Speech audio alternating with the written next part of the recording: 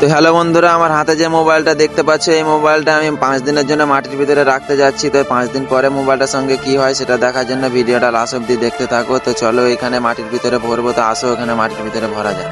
তো আমি খাল করা শুরু করে দিলাম, তোমরা ভিডিওটা দেখতে থাকো। তো চলো বন্ধুরা, বেশি না বকে আমি আমার হাতের কামটা একটু স্পিড বাড়িয়ে দিচ্ছি, তোমরা দেখতে থাকো। তো বন্ধুরা, আমার অর্ধেকটা খাল হয়ে গেল, তোমরা দেখতে থাকো ফুল ভিডিওটা।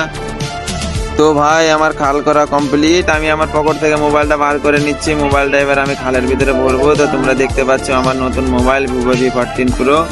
তো খালের ভিতরে ভরে দিলাম। তো মোবাইলটা তো আমি খালের ভিতরে ভরে দিলাম। তো মোবাইলটার সঙ্গে কি হবে সেটা তোমরা দেখতে পাবে 5 দিন পরে।